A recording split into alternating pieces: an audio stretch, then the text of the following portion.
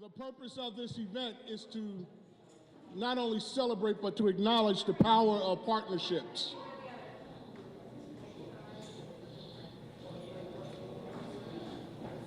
In achieving goals set forth by the Wilmington Community Advisory Council to promote positive youth development and community resilience and prevent violence in the city of Wilmington.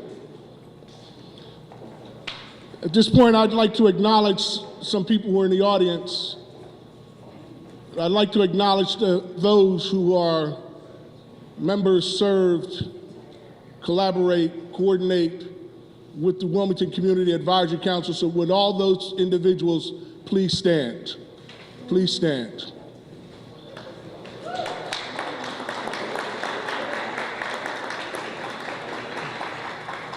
Now the hope is next year, everyone in this room stands, because the power of partnership starts with individuals and organizations, and there's no one excluded from the conversation when we're talking about reducing violence within our city.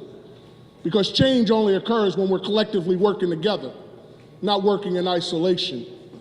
And our charge has always been, as an advisory council, is to figure out ways in which we can connect the dots of the resources that are going to drive policy change, drive practices, and drive programs that meet the needs of our young people.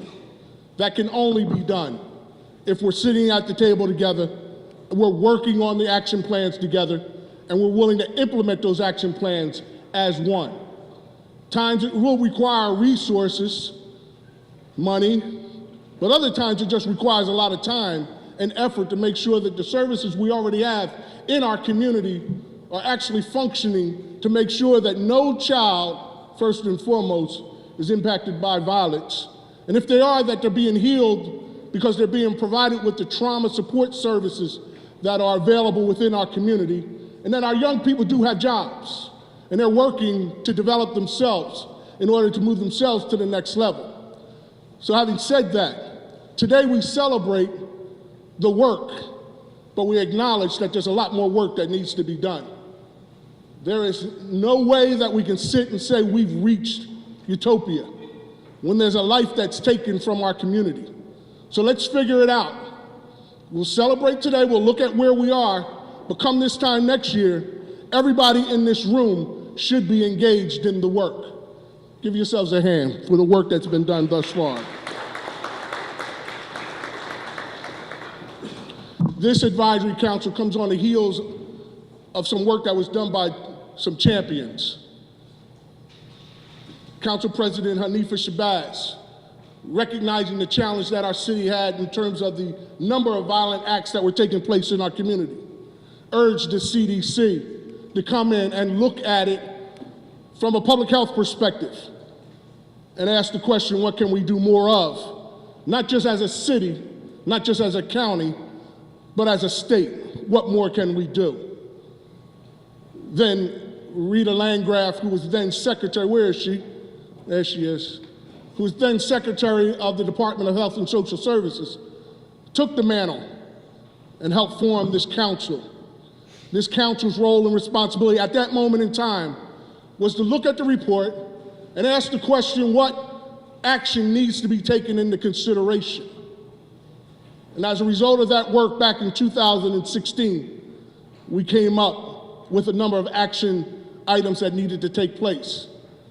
And then we also said that we didn't want this report or the action recommendations to sit on the shelf. How many of you have been part of initiatives where reports, action, conversations have sat on the shelf? Many of us in this room have endured that. So the question is taking it off, make sure that it's not on the shelf, but it's in the hands of those who need it the most. It's in the hands of those who can help drive resources. It's in the hands of those who can help make change. So I'd like to thank the governor. I'd like to thank the county exec. I'd like to thank the mayor for devoting resources to this work, this early on work. I also like to express gratitude to the work of the newly formed, or at that time, newly formed, Family Service Cabinet Council, again, an entity within state government to bring all the secretaries and those who play a key role in addressing the issues of the lives of our children, our families, and our community, bringing everybody around the table from a state level and start thinking through what more can we do. That work produced a lot of efforts that you will see in your report. I'd also like to say to the city, a lot of work that was done by Parks and Recreation, Mayor's Office, City Council.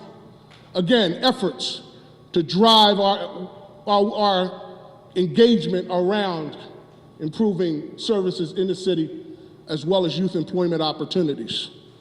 Now, that wasn't all in the script either, so I'm just going to tell you, I went off script. But that's okay, because I didn't go too far off script. I just took liberties. So I'd like to take another liberty, because we have some dignitaries who are here today, and I want to make sure that we recognize them, but also give two of them an opportunity to speak. First and foremost, I'd like to call on the mayor of the city of Wilmington, Mike Przicki, to say a few words as we move forward. Mayor? Thank you, Ty. Thank you very much. It's tough to follow a preacher man first thing in the morning. Gets us revved up. Well, first I want to congratulate all of you. I want to congratulate my good friend, Hanifa Shabazz, who's been the force behind this effort. I think it's a testament to her persistence that we're here. Michael Nutter came here. You remember Michael Nutter, the former mayor of the city of Wilmington. He came here a couple, 3 years ago, and we talked about this very same kind of issue: youth violence, dysfunction, poverty. And he said, I want you to remember something. Anybody comes to you with a simple solution, stay away from them, because they're dangerous.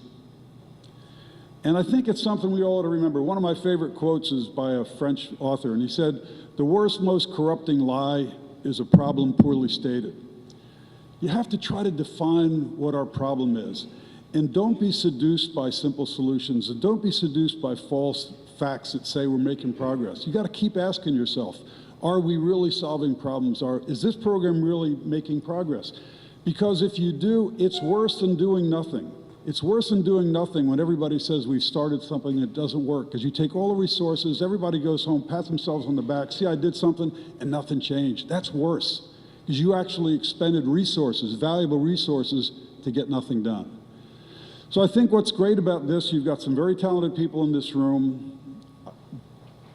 There is a power of partnership. There is a power of everybody coming together. Because when we do that, you begin to change cultures. You begin to change values. You begin to get consensus around ideas that'll work. And in that room with people who are bright and informed, they're going to challenge your ideas. And that's the responsibility that we have. Challenge the ideas. Is it really working? Is what we're doing really working? The stakes are so high. It's the hardest thing in the world.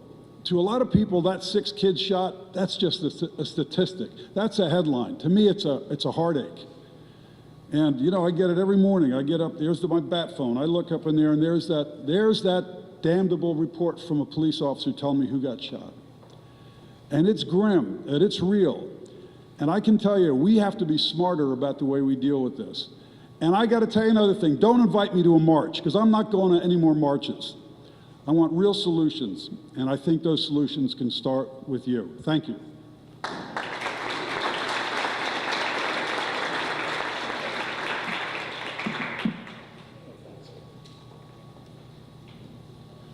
County Exec Matt Myers was here. We appreciate him being here. We acknowledge the support that we received from the County Exec's office, and that he saw it fit to be at least engaged with the work on a consistent basis. I'd also like to recognize our newly elected state senator, Tizzy Lochner.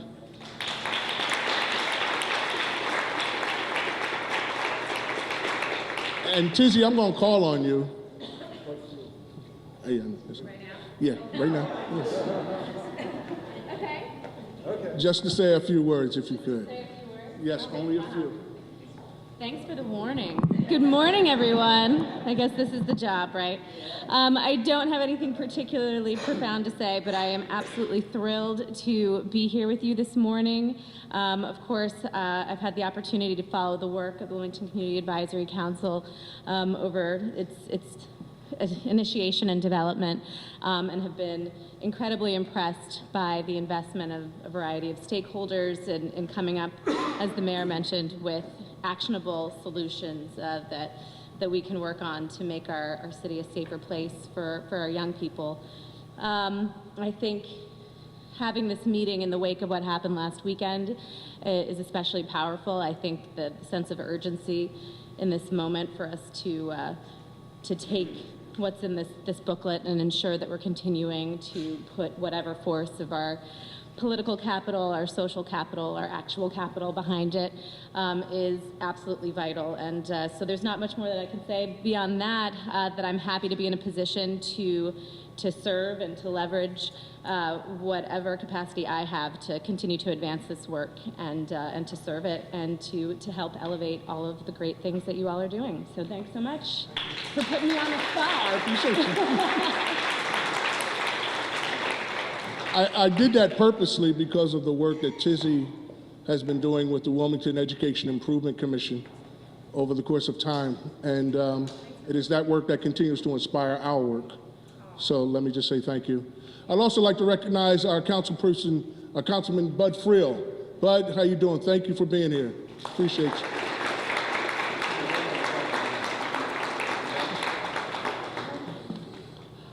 Okay, so are we on time? No, we're 5 minutes behind. Now, one of the cornerstones of the work is involving young people.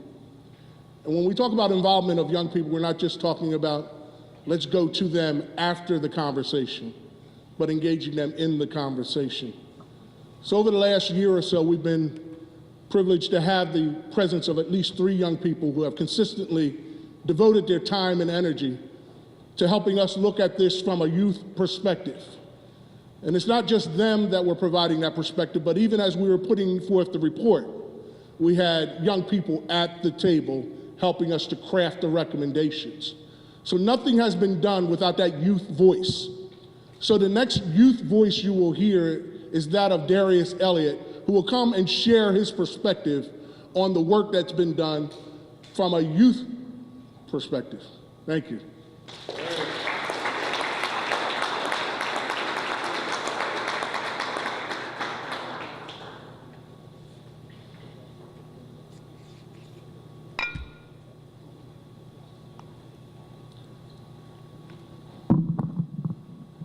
Good morning, everyone. Good morning.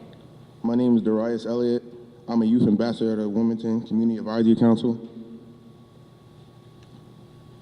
As the youth ambassador, my goal is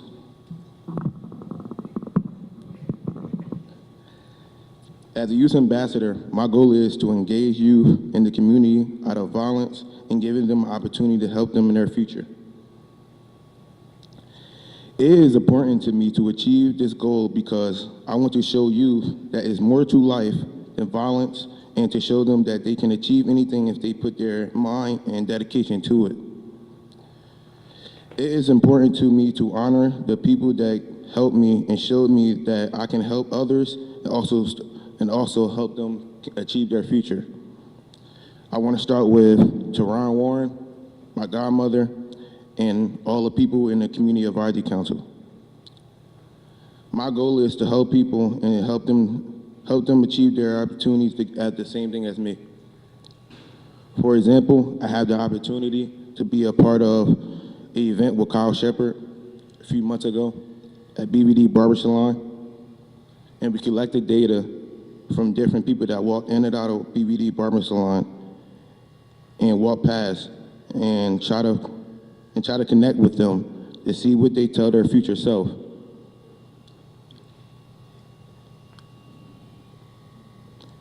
We asked them, what would you tell your future self if you knew what you knew now back then? And I also learned something from that day, how to be able to talk to someone in the correctly way. So Also, I want to give a thanks to you, to the Division of Social Services and Mr. Ray for giving us this opportunity to work with the council. And thank you to the Wilmington Community Advisory Council for giving me the opportunity, and also the other ambassadors. I'm glad to work with this group, and I would love to see what the future is while working with this group of people. Thank you.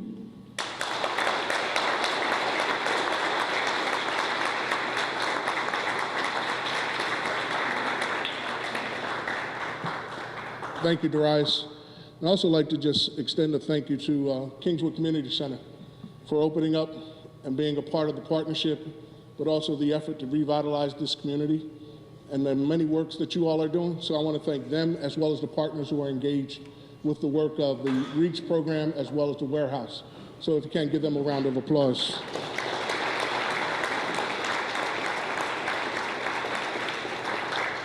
There's a colleague who's not here today because he's undergoing some treatment, and that's our colleague Henry Smith. Unfortunately, he's not able to be, but I stand in his stay as my co-chair of the Wilmington Community Advisory Council. Henry was with the department when the CDC came in. He was also very instrumental in helping to pull together the advisory council and the work that we're doing, and he continues to be involved. So I just want to make sure that we acknowledge him and the many works that he continues to do, even in his retirement. So he says.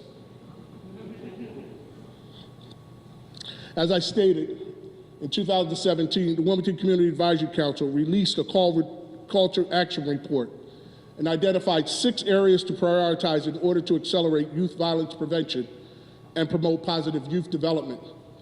Since then, the work of the council and our partners has focused on creating safe, quality environments for our youth and families by 1, building community capacity through a youth engagement network, 2, creating early intervention systems that are trauma-informed and with behavioral health support, 3, intervening with youth to help them get back on track, 4, investing in year-round employment with a livable wage, 5, addressing policies that have unintended adverse consequences, and 6, fostering community resilience through the power of community partnerships.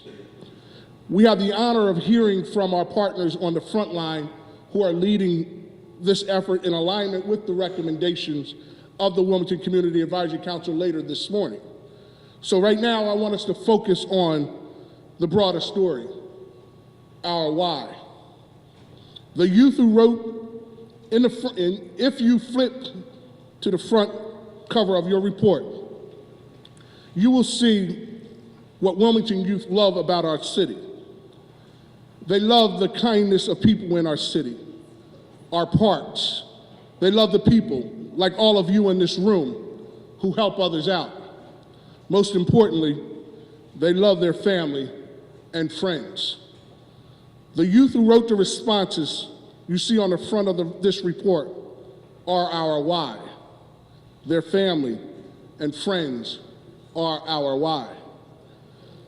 This is our youth city, and we, as people of positions in power and influence, have a responsibility to them, their families, and their friends, and our community. We know from the data and from the lived experiences that African American and Latino kids and their families, especially those living in zip codes 19801, 19802, and 19805, do not fare well.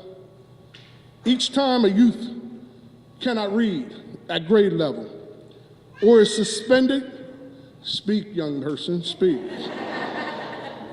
or is suspended or expelled, drops out of school, stands on the corner because he does not have a safe place to go, cannot find a job to earn money for his basic needs, gets caught up in violence or gets arrested for a violent act, goes into a secure placement, completes the program, and gets released only to return to the same way of life, we pay the price of more failure. Acknowledging this reality does not downplay the efforts that you all are putting forth. You are working to uplift our youth and their communities. It is a reminder, though, that we still have a lot more work to do. To that end, we must acknowledge the fact that because of this work, over 2,800 young people benefit from summer safe havens during the summer of 2018. And 325 youth were employed by the city's newly titled Youth Career Development Program in 2018, as you will read in the report. While also acknowledging that in 2018, we lost 19 residents to gun violence. Both realities are true and must be addressed. And that is why we, the Advisory Council, will continue to do our work. We will continue to work with you, our youth, their families, and friends to ensure Wilmington youth ages 13 to 24 years old in zip codes 19801, 19802, and 19805 successfully transition to adulthood. You will read in the report what progress has been made in 2018, and you will hear directly from our partners soon. But remember, there is more work to be done, and we must do it together. We are stronger together.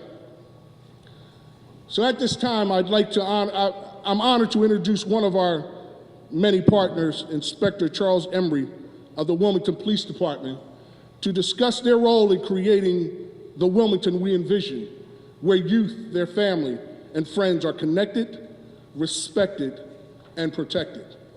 Inspector Emery.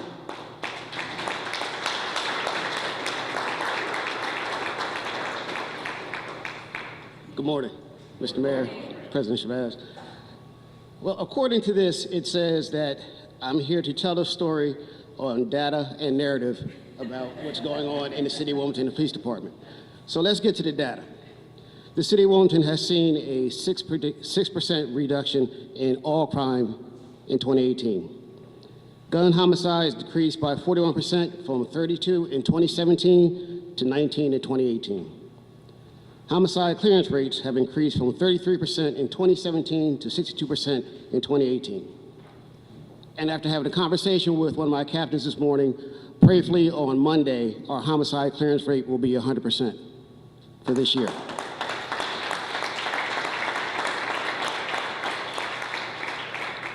Shooting incidents decreased from 164 to 2017 to 72 in 2018. 115 fewer people shot in 2018, 79 in 2018 versus 194 in 2017, which is a 59% decrease.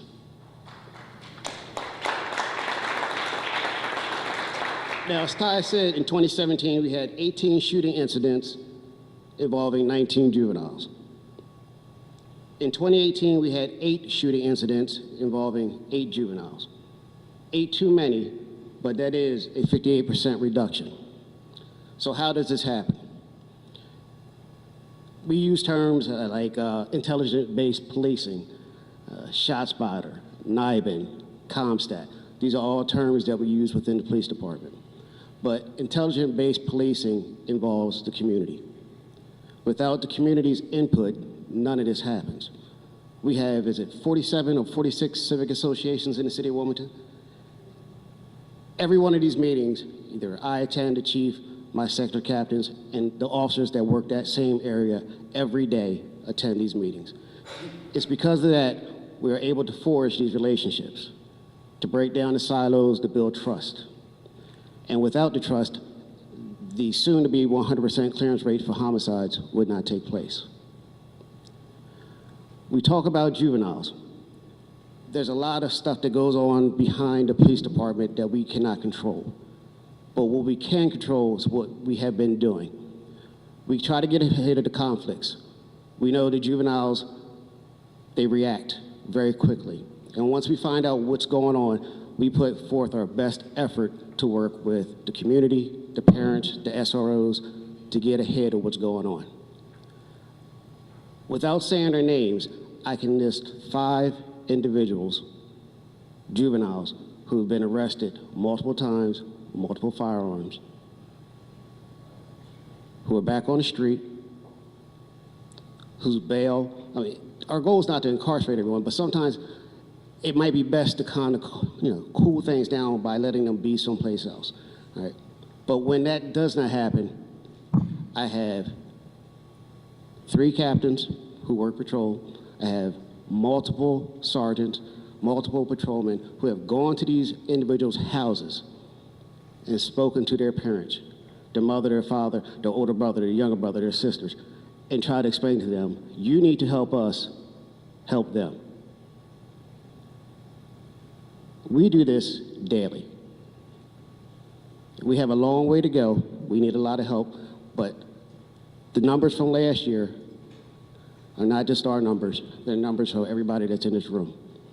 So as we continue to work together, I know these 8 victims, or the current number that we may have this year, through the next years to follow, will hopefully, prayerfully get down to 0. So thank you.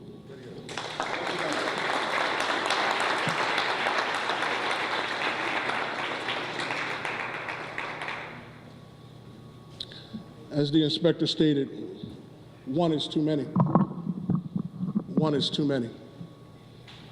So we must continue our efforts to partner and demonstrate our ability to engage, hopefully those 8 who may come back in the community and intervene in their lives in some form or fashion. So now I would like to turn our conversation to our partners who are part of the collective impact model that we are using as the basis for our work.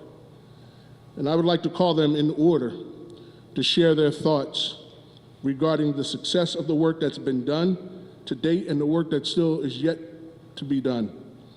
So I'll ask Logan Herring to come forward, Darrell Green, Darrell Chambers, and Ray Jones Avery to come, and Terry Lawler to speak with Darrell Green. Sorry, Terry. But each one of them will speak from the 4 buckets in which we are engaged in. So I'll start with Logan.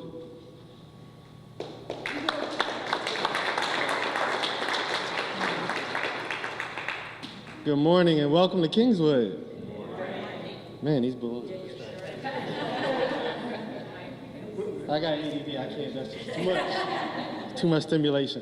So, first of all, I'd like to apologize because if I walked past you and it seemed like I wasn't acknowledging you, I've been gone all week, and you know how you come back home and things aren't necessarily in the order that you would like them? So I'm just running around here trying to get things in place, so I apologize, you know I love you all. So I'm up here to talk about the work that we've done with the warehouse, and this really started 2 years ago. We realized at Kingswood that we weren't meeting the needs of our teens in our neighborhood, given the lack of space, resources, partners. We just weren't doing the job. So we looked down the street and saw this big warehouse, and there was about 10,000 square feet of space. So we started to reach out to our partners and said, would you like to do something with us to really serve the teens in the neighborhood in the city of Wilmington? What grew from ideally 4 partners is now over 60 partners. And throughout that process, we've outgrown the original warehouse space, but we kept the name. And we looked at other buildings in the neighborhood and came across Prestige Academy, which was owned by Capital One, was past tense. So in all of our work, and I have to acknowledge our #1 partner, sorry to all of our other partners, but our #1 partner, Social Contract, who has allowed us to scale this project and this vision to a place that I never thought we could imagine. So before I go any further, let me first acknowledge Social Contract. Kat, Megan, Ron, if you're around and you're doing this work, you know who they are.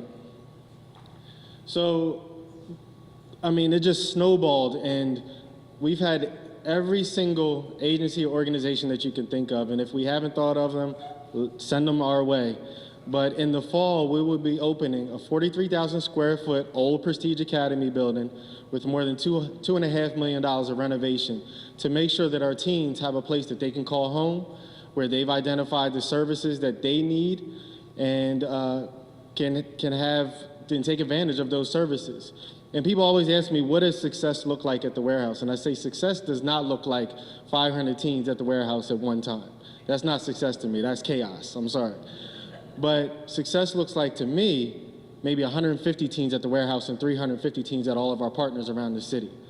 So we're going to take on that task of coordinating with all of our partners with social contract to make sure that teens know the services that are available to them in 5 different pillars: recreation, education, arts, career, and health. And by the time they graduate high school, they're ready to take on the world competent, confident, and courageous. The 3 things we're really trying to address: reduction of violence, supporting them academically, and making sure that they're ready for college and career. I said I just got back. I was in Tulsa all week at a Purpose-Built Communities Leadership Conference where, if you're familiar with Purpose-Built, if you're not, we, Reach Riverside, which is our community development corporation, is working with Purpose-Built Communities, which is a nonprofit that works with neighborhoods that are trying to revitalize in a holistic manner. We're one of 21 neighborhoods across the country that get this free technical assistance, and Purpose-Built is funded by 3 billionaires, one of them being Warren Buffett.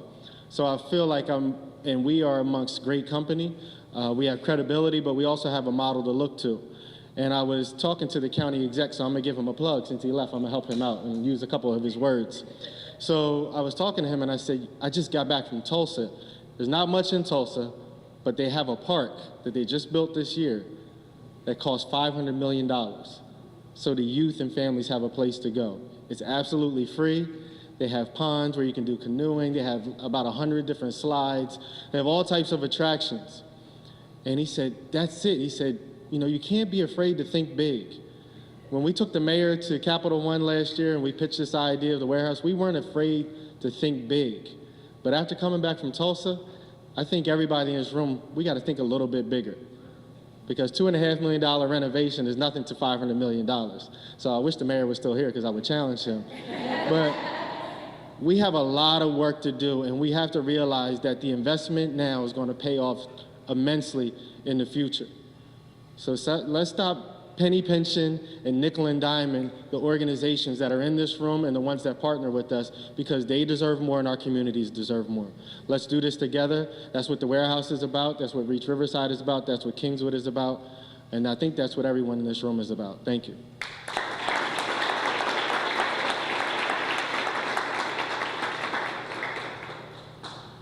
Good morning.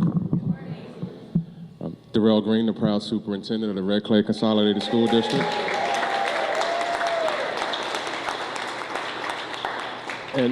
And my former but still sidekick,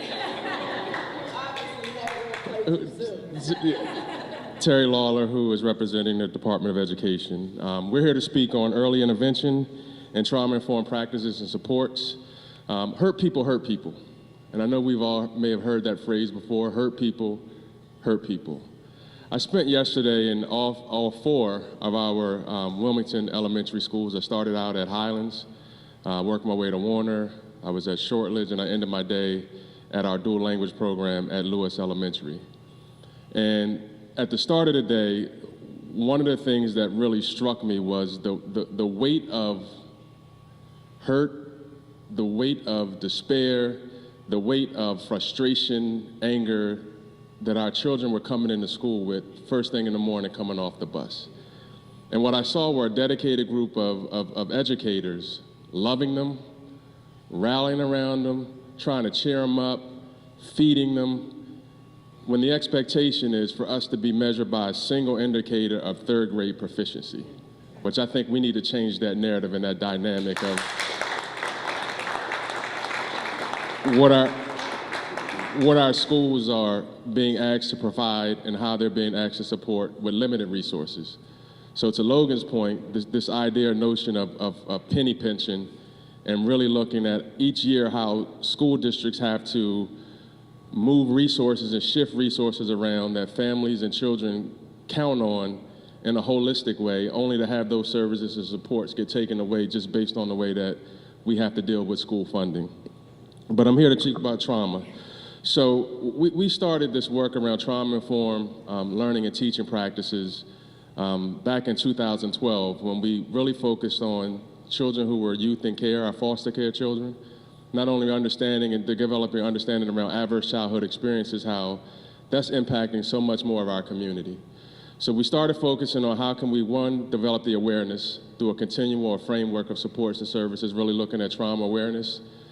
And once we developed that awareness with our staff members, because again, we were so used to disciplining the problem, disproportionately suspending our young African American males at a young age, only to see that those are the same individuals who are out in the community perpetrating this violence at a disproportionate rate.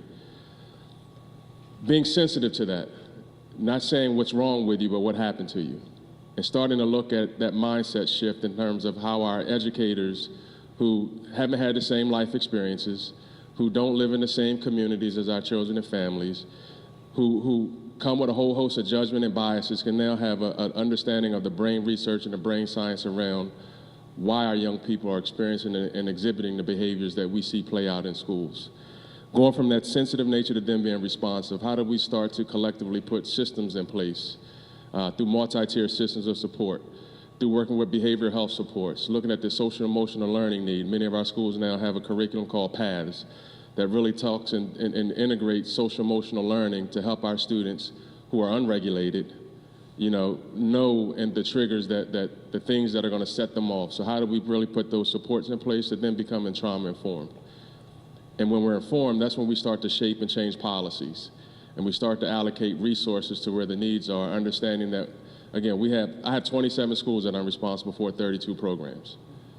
Everybody wants the same or equal piece of that pie. And we know equity isn't equity, right? We're directing the resources to where the resources and services need to be. So we are engaged. We are working with our teachers. We're working with our school leaders around trauma-informed practices, and not getting us to the point where that becomes the next educational buzzword. Because I think we're at that tipping point right now where we're so trauma sensitive and trauma aware and trauma, that we run the risk of pathologizing our children to see that as some type of stigma. Understanding that when we look at self-care amongst our educators, we have educators who are in our schools who are hurting too, who are experiencing adverse childhood experiences or understanding the repercussions of things that may have happened in their childhood. So really bringing that holistic approach, opening our arms to partners. But one of the things that I can say is if you're not willing to align your resources and your programming to our outcomes, you're not going to get our best yes, right? We're not going to tell you no, because I think we don't want to turn away resources and supports, but we may not give you our best yes if as a partner you can align your practices and your resources to what our ultimate outcomes are. Because we have a lot of partners who are in this space who know we have a lot of funding and grant funding and they want to partner for grant opportunities. If it's not directly supportive of the services that go to our children, I can stand before you today publicly and say, in Red Clay, you will not get our best yes. So I thank you to all of the partners, to the Wilmington Advisory Council, to the Power Initiative, to City Council President Shabazz, just in her vision, and to all of those who've been committed, because sometimes it's really frustrating to stay in this space, but I can tell you this has been one of the truly valuable opportunities that I've been able to have in spite of the losses that we incurred, that keeps me hopeful when I see young brothers like Kyle Shepard who are engaging in advocating for the youth, Brother Wolfie back there who keeps me in that radical state of mind and understanding that I'm in this leadership position to make a difference, not to just assume a title. And to everyone else who, again, roll up their sleeves and engage in this work, we just thank you for the opportunity, and now I'm going to turn it over to my colleague, Terry.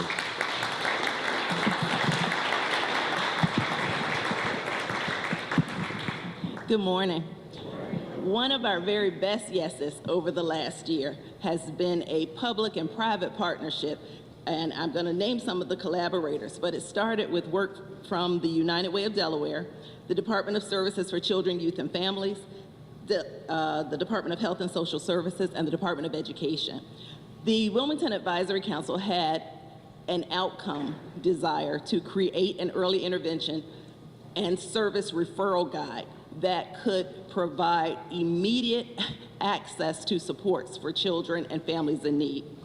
Once that work was completed, we needed to have that information go out and share that information broadly with our community partners. And so through that collaboration, we were able to build capacity with 32 nonprofit youth-serving agencies in the city of Wilmington. And that included after-school programs and community centers because they provide a very valuable service that supports what happens in schools. We took that professional learning opportunity that was being done in our K-12 systems and provided information, the exact same model that was being used to train teachers with our youth-serving agencies. And some very key concepts that we used were the hand model of a brain by Dr. Dan Siegel, as well as the brain architecture game. Our training focused on strengths. It focused on creating an understanding of how trauma and toxic stress impacts the brain, but more importantly, that there is hope and healing through strategic activities that rewire the brain. We focused on creating strong relationships with youth and safe and supportive environments so that we would build community resilience. Most importantly, we talked about what each of us as community partners could do to change the life of children. Through that work, over the past 6 months, we are proud to say we have reached 139 participants, including executive directors, board members, and program staff. We started out every session with pre-test, so there are 4 learning modules. Our average pre-test score showed that participants knew a little less than 1% of the information that we were going to be discussing around trauma and toxic stress. By the end of our sessions, not only had they gained an 80% average, but we also had a lot of very positive feedback. Participants were eager to go out and do something because this is information that connects the heart as well as the mind. There is a hunger for more programming, and so a huge outgrowth or outcome for us is that we are now going to marry our pre-K to 12 professional learning systems to offer professional learning for our community providers in the state. So we're really excited about that. We're also scheduled to host our first Train the Trainer. So a lot of our community providers will now be able to do the awareness training that was provided for them this year. And we're moving into supporting and getting partnerships with our faith-based organizations as well as other communities.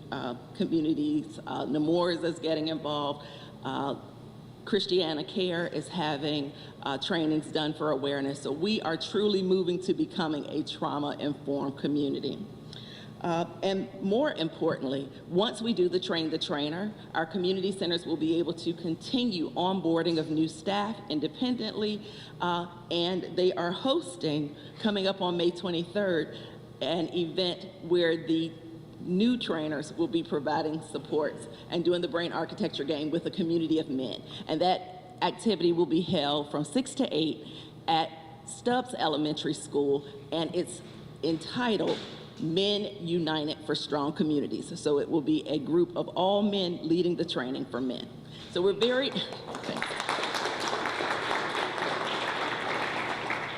excited about this, but also recognizing that there's room for all of us to get involved. Everybody can change the life of a child. And so as much as possible, please get connected to the work. All of us can roll up our sleeves, but we want to build a healthy community. And that's gonna start one child, one family at a time. Thanks.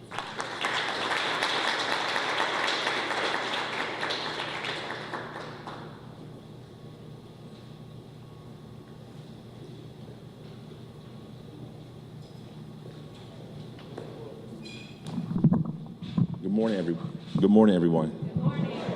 I'm gonna depart really from the agenda and tell everybody that y'all can take a break for 5-10 minutes. No, I'm just joking. Because Portia told me to make sure that I keep within my time limit, which is about 15 minutes. Portia, you said? Three. So, on a more serious note, a few weeks ago, our chairperson, Ty Jones, held up an article, And that article was detailing the murder of two 17-year-olds over on 26 or near 26 in Market. And at that time, well, it took me a while to really realize, Ty, what you were trying to say there. Because we had just heard about the decrease in the homicides from 2017 and 2018. And what Ty was saying was that it's not unrealistic for us to have 0 shootings, 0 homicides, if we do what Darrell says and come together as a collective, right? So it's not unrealistic. So we appreciate the ones and the zeros, but know behind all of those shootings and all of those homicides, there is a personal story, right? And I remember my grandmother, she was about 4'1", great big hands, could palm a basketball, and high playing cards too when she played poker. But the thing I really remember with my grandma was that she was able to give me life lessons through stories. And one time I lied. It wasn't the first time, but it was one time she caught me. And I remember the 2-hour lecture about how that lie not only impacted me, but the potential of that lie impacting future generations. But she never stopped there. She always came back and told me, whenever you do something bad, follow up with something good. So I know that we had a tough week and we had 7 shootings, 6 shootings. And I remember when crime decreased, everybody was willing to take responsibility for that decrease. But when something goes wrong in our community, I don't see them saying people coming up and saying, hey, what can I do to make this better? Or where have I failed so that those 6 kids, that stuff should have been prevented. So that right there sometimes is our challenge. Now, I have been fortunate enough to serve as the chair of then the CDC Advisory Council, now the Women's and Community Advisory Council, with the operative word being community. So that's where we started at. So Ty, thank you for letting everyone know that this started with really taking seriously the voices of our youth. And I've been given the charge of making sure that that voice carries on throughout the future generations. So I've been in charge of maybe 10 youth between the ages of 14 to 24. And the one thing that we try to do is that we try to give them enough space and enough resources so that they can be the generals of their own cause. So recently, one of them, Theodore Wilson, who's a resident of Riverside, he came to me and he said, do you know this year that Kingswood is not a site to pick up summer youth applications? Right, Logan? Y'all not a site this year to pick up summer youth applications. And that surprised me. And I'm saying, why not? He said, I don't know, but here go the flyer. I look at the flyer and sure enough, they're not a site. He said, Wolfie, what I want to do, Wolfie, is that I want to have a drive. I want you and the team to come out, and I want you guys to bring out applications and call our community to action so that we will have a chance to get some summer jobs. So on Thursday, with the help of Ray Fitzgerald, we were able to secure some finances. And we were able to get 45 kids to sign up and have these kids right here at least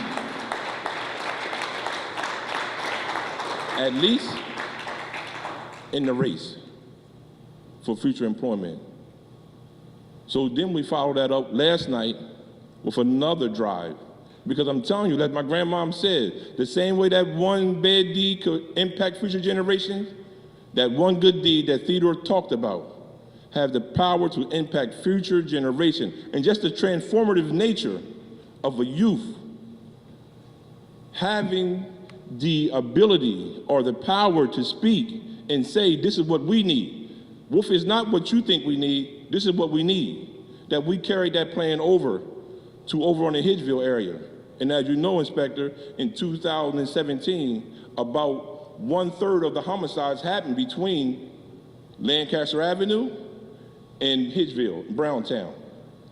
So now when you give the youth the tools that they need, it's amazing the things that we can accomplish. And with the CIT team, our efforts are still ongoing. And we got other people we call health navigators. These are some more seasoned and older folks. And we got some young folks from UD, because we want our kids to see that there's a transfer of knowledge from you on the street to possible going to college and to possible making impact like Coley Harris, who got out of the ash and is doing an amazing job with parent reunification. Something that you must see out of the ashes. But this right here is all part of our family. And this right here will not be possible without the vision of our council president, Hanifa Shabazz. Because I was there that night when you first brought it up on council floor. And I'm telling you, we're all thankful for your vision and for the things you have brought to the table, in the way that you have been able to commandeer all of us to this common cause. Because in the end, CIT is predicated on three things: impactful community engagement, improving on our community norms, and meaningful, I mean right here, youth development. We gotta have those things right there, because all in the end, that right there leads to our safe and healthy communities. We're a tie, no kid will be shot, and no homicide will be reported in 2020. That's our ultimate goal. Thank you.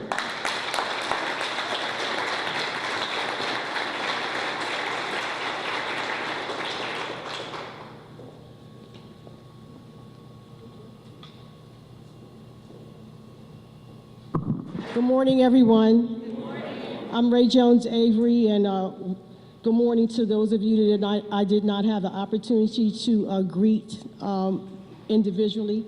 So we all have stories, and you don't know my story, and I don't know yours unless we share them. And to all of the leadership of the Wilmington Advisory Council and our professional staff, and those of you, we're all in this together. That's why you're here. And we know it's not easy. And we take 3 steps forward and 5 steps backward. But persistence and resilience is what we're asking our young people to demonstrate. And so just keep on pressing forward. Just a little bit, I'm to talk about the new direction. It's not really a new direction. When we first started meeting, was it 3 years ago? We met in a chapel on the campus of Delaware State Hospital. And it is not insignificant that we were meeting in a chapel, because we were standing in the need of prayer then, and we're standing in the need of prayer now. So that was not insignificant. And when I say standing in the need of prayer, I'm not talking about formalized religion. I want us to remember that we're engaged in spiritual warfare. You know, everything that we see with our human eye is always something behind it. And when I was in my 3rd year after graduating from college, I worked at Christiana High School. I actually graduated from Christiana High School. I lived in the city of Wilmington, but my mother sent me away. In those days, it was the country. The Christiana Mall did not exist, so she sent me to live with my grandmother, because I was out in the street and she didn't know where I was. And so I was teaching a group of young people at Christiana High School. They were all from Wilmington. It was during the implementation of desegregation, and these students were assigned so that they could have people from their community help them to make the transition into an integrated environment. And I had a student, one of my favorite students, his name is Alex Wright. He lived on 5th and Madison. He was funny, he was intelligent, he was a leader. And on a Saturday, I got a phone call, and I was told that he was shot in the back of the head crossing the 11th Street Bridge. And I'll tell you, I was devastated, and we all have stories like that. And when I went to his funeral, the parking lot was filled with kids, and they were lost because they didn't have any spiritual grounding to stand on. They were lost, and so every day that I come and have these kind of conversations, I'm always reminded of Alex. So when we first started meeting, I want you to know, everybody's being very dignified and everything today, but we were really arguing in that chapel. I just want y'all to know that. And for this reason, because we all have different ideas about where to start, who to target, what the strategy should be, how we should approach it, how to distribute the resources. And so to stand here today and to build the collective and have more and more people was really a blessing. So we started, you have a report there.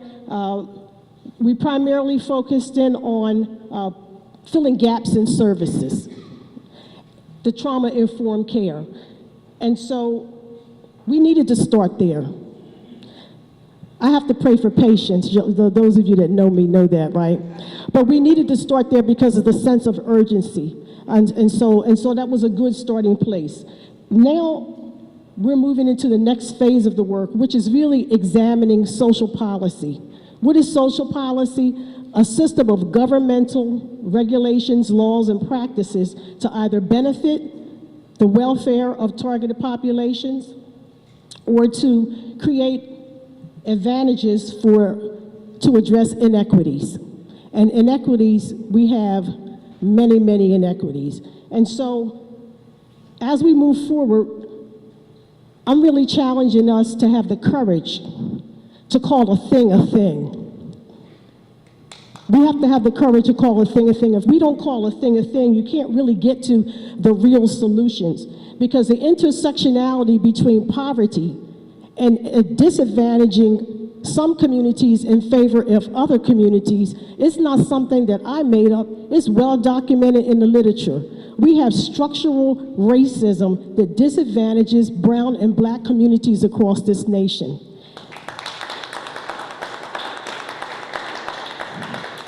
So those of you that have not received a copy of the Racial Wealth Divide in Wilmington, if you will, Gwen, you have people sign in today. We'll send an electronic copy around.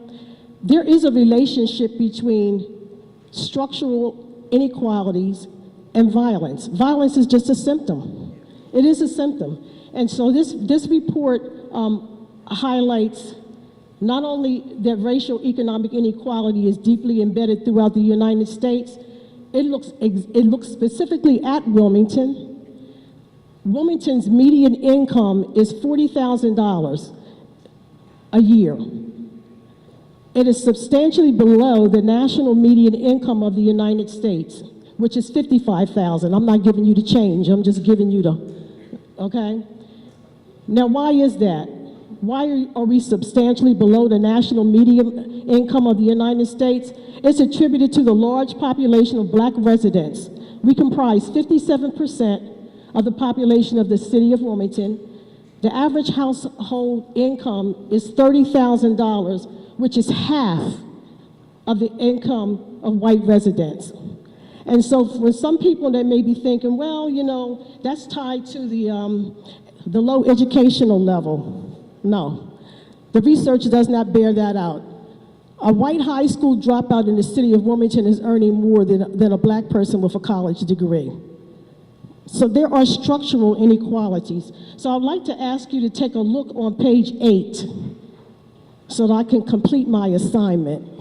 Page 8 of the report. The Advisory Council is beginning to collaborate with many of you in the room and those outside the room to look at policy changes to address system changes. Those areas are broad at this time because we have to do our homework, we have to do our due diligence. We're looking at juvenile justice reform, we're looking at policies that create educational barriers, we're looking at policies to direct services and supports for young people that are re-entering the community from alternative placements. And so if you take a look at that, that will highlight some of the area. Some of our partners to date are the Coalition to Dismantle the New Jim Crow, the Wilmington Equity Coalition, the Game Changers, the ACLU, and as Tyrone stands, I shall take my seat. I know what the visual cues are. Thank you, City Council President. Y'all give her a round of applause. She's the subject of criticism, but she has a great heart, and she's really does everything that she can for us. And so I look forward, Mr. Chair, to the day when the report says, and then there were none. Y'all say that. The report will say, and then there were none. Thank you.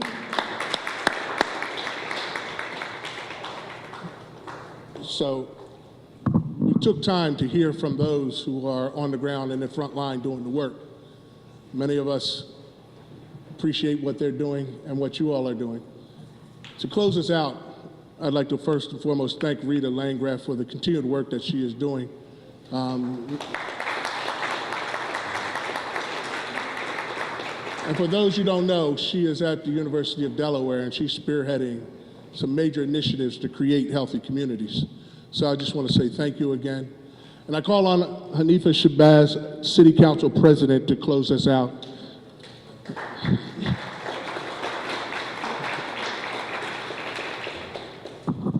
Thank you, everyone, mainly for being here. And, oh, what did I do?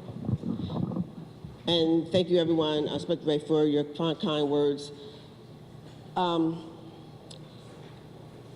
Wow, 3 years we've been working on this. 3 years ago, I was blessed with this vision to address the violence that we are experiencing in our community. And you've heard a lot of conversations about what our progress and where we're planning to go forward and things that we know that needs to be done. And we heard a lot of everyone talking about the power of what's coming together. But mostly what was not talked about is the importance of the power of relationships, because without them, nothing would have ever happened. The fact that I could go sit in Secretary Landgraf at that time's office and give her what was blessed upon my heart as the vision of how we could address this violence, Rita, I want to thank you for that. The fact that we could call upon so many different individuals who had before me have done their work at their own different silos addressing this work, but they all agreed to come together, and we could, in those various meetings, some of them were, like Ray said, were hot and heavy, but we continued to talk and see that the vision, collective vision, was for us to do something for our children to address this epidemic that was plaguing our community. And we are a small state and an even smaller city, so everything that gets done is done through relationships that we have as human beings. And over the last 3 years, we have strengthened these existing relationships and built one under the umbrella of the WCAC. We have worked on shared areas of concern to build the trust needed to make important decisions in how we interact and how we do business. As we move forward, because we are moving forward, we must continue to strengthen that trust and bridges to do the heavy lifting that will be needed to advance this work with our youth and to give them better opportunities to live, to thrive, and to achieve. Our youth are our future. I have 5 grandchildren and 1 amazing great-grand. And there is no better investment than investing in them to help them feel comfortable dreaming and have hope that they can achieve those dreams. When I talk about our youth, I always think about my loved ones who I've lost to violence. 21 years ago, my grandson's father was murdered in the city with gun violence. Then my next grandchildren's uncle, who was the youngest person to die of gun violence. And then another uncle who, just playing basketball, was murdered because he was a friend of someone that the person was trying to get to. So this violence, I feel it, I live it, I see the trauma in my children, not just my children, but all the children in the city of Wilmington. Those thoughts make this work very personal for me. And with that in mind, I encourage you to get involved with the work championed by the WCAC. And here are a few things that you all can do to help. Attend a WCAC meeting, and we meet every other month at the Howard High School at 3 p.m. And we moved to a school so we could ensure we have youth engagement. Check out the website and social media platforms that the addresses are found in your annual reports. And get involved with a working group. You can contact Whitney or Kristen for more information on how you can get involved. Become a power partner. POWER stands for People and Organizations of Wilmington Engaged in Reform. Become a community advocate by supporting the youth and preventing violence. And there are many other ways listed in our report how you all can get involved. But mostly, reach out to a young person in your life and let them know that you love them and that you're there for them. So this launching today of our annual report was not only let you know what we have accomplished and what we're looking forward to do, continue moving forward, but to sound the alarm, to just a call of action. And it's amazing that we're at the end of the National Prevention Youth Violence Week. This was not planned, but that's how the universe and the Creator is guiding our work. And before we close today, I would like to thank every person from the CDC Community Advisory Council that has merged into the Wilmington Community Advisory Council, those 38 different organizations, individuals who attended all those meetings, who heard the call of action to get us to where we are today. Because without this, we would not be where, we would not have the successes that we have. So I want to personally thank you. And in fact,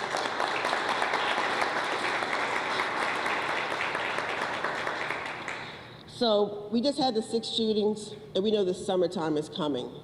So again, we are in a desperate call of action for everyone to get involved so that we don't have another headlines of 6 young people dying. I want to thank Kingswood for hosting us today. And we want to, I wanted to acknowledge the team. I think you already acknowledged all the team members. I know we're short on time, so again, team members, thank you. And we would especially like to thank you all for coming out today and whatever contributions that you have done in helping our youth, our families, and our communities. And we look forward to hearing from you soon. Please don't be a stranger, but be a partner. Join us in keeping our community connected, respected, and protected. Thank you.